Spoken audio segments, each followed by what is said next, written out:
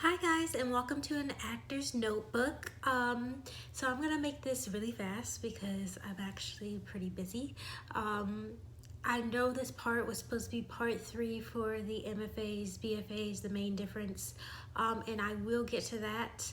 I just have to do some further I want it to be right for you guys, so I'm going to do more research outside my own experience just to figure out all the ins and outs and really give you guys the real information. So this one is going to be really fast because I actually have like a bunch of monologues to memorize for video callbacks.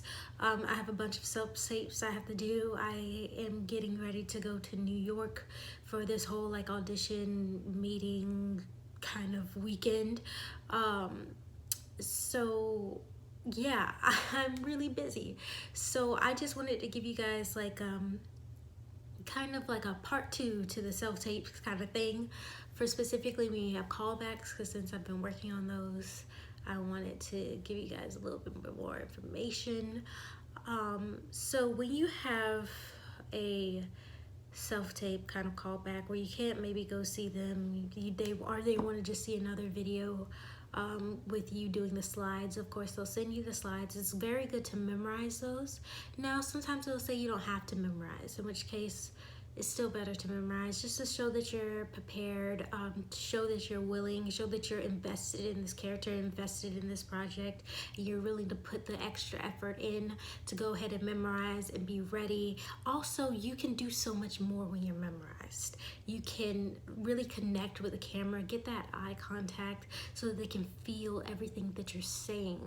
You don't want to have that eye contact, have that moment, and then lose it because you have to look down to remember your next line. Now, if you really can't memorize, if you just have too many things going on, if you have your day job, my day job is a barista, and you're having like a whole bunch of other auditions and say they want the callback video in 2 days, which is usually what they want, 2 days, the next day, whatever, and you just don't have time to memorize. Understandable. Especially if they say you don't have to, then I wouldn't worry about it. But what I would do so that you could still have that kind of connection, I would memorize the first two sentences, the last 2 sentences, and kind of that moment where you feel a big shift in like the middle, or wherever you feel the shift is for that character. That way you can have those moments to the camera, having your eye contact. They can see the shift for whatever reason, and maybe it gives them something more. You know, like you can talk through that shift and see the change that it's making to your character for whatever reason. So I highly recommend doing that. If you can't find anyone to do your callback video with you, right? I've been having a lot of monologues, so. But if you have one where it's like dialogue, and you can find someone that's maybe an actor or whatever, just find a friend, find someone and be like, hey, it's gonna take like 20 minutes tops, because you want to put in for when you're gonna have to be like, oh, sorry, I messed up that line. Oh, I'm sorry, I don't like this one. Can we do it again? Usually I'll give a 20-minute window for you to get like the good one. Sometimes it's just a one and done, just a one take and done. I never really kind of go with the one take, because you can always do better. But if that's all the time the person has, you just be ready. Spend some time before they come rehearsing on your own, you know, and just getting that ready. And then even if you want to rehearse with a camera and only do your part, just so that you can be ready, you've already filled things out, you're good to go. And so when they come, you can just do one and done because you've been rehearsing for that however long before. So that's another good tip. My final tip would be you want to have great lighting. I know I told you guys about the tripod, about the wall in the back. I highly recommend a black wall just because everything's cleaner. If you can, like, paint over your wall and just make it a black wall for your acting purposes, your self-tape purposes, or if you can just hang like some black curtains or something. Sometimes that works, sometimes it doesn't. It really depends. Other than that, you know, if you have a a white wall, just a wall that's like very neutral colors, so where everything's pointing towards you. Black just works better for me with my skin tone and how I work, and it's just better, it's cleaner in my opinion, but everyone's different. So if you don't have a black wall, you can't paint your walls black, just find a solid color wall, preferably probably white if not black. Nothing that's too much, you know, and then you can just do all of your things on that wall. So with that, you also need good lighting around you. I highly recommend getting those circle lights. You can find them pretty much, you know, like the ring lighting. You can find them various different kinds for various amounts of money. Some of them are very expensive, but they work. So if you can pull that off, then sure. If you can't, get so much lighting around you.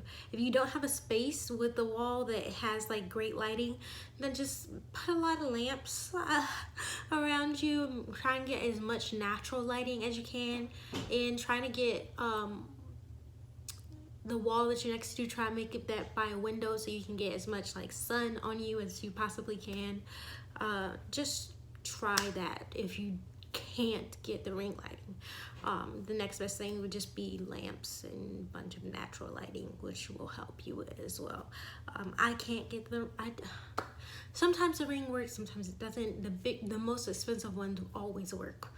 So I'm just gonna put that out there. If you don't have that money, natural light can do great things. One of my friends has a place where there's like a bunch of windows and then like a wall area where there's their dining table. We moved that out the way. It was a nice white wall. We opened up all the windows. You can see me perfectly. So you gotta work with what you have. In that moment, I didn't have the ring, so I just used on a bunch of natural lighting. Now, that's the tips I'm gonna give you guys for now. I hope they help you. As I said, I'm really busy, so I am planning on doing some more videos for you guys, some collabs.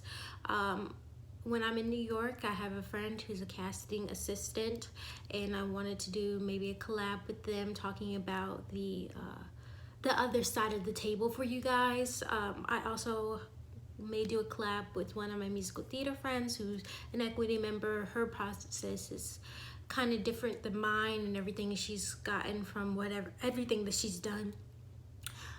So we'll talk maybe with her, do a quick collab with her just to get that experience. And if you guys want, I can do a video of my time in New York. I can show you guys as much as I can show you. I of course can't let you guys in on my meetings or like the actual auditions that I do. But I can do kind of like the behind the scenes, the walking around, the going to audition, the waiting and, you know, kind of like the meeting different people and kind of the setup. If you're interested in all of that, then just comment if you're interested in seeing any of those collabs, seeing my time in New York. Comment down below and let me know. Don't forget to like, subscribe, and all that jazz. I know I don't have many of you guys, but I want to give you guys the most information I possibly can, because I'm not gonna just half-ass it just for fun. I want to give you guys good information that helps you. So comment down below, or comment down below anything that you really want to know and really want to see. That I haven't spoken to already. I know I'm just beginning, but I want to get you guys' input. So thanks guys. I hope this helped. Don't forget to like and subscribe again to An Actor's Notebook, and I will see you next time. Bye.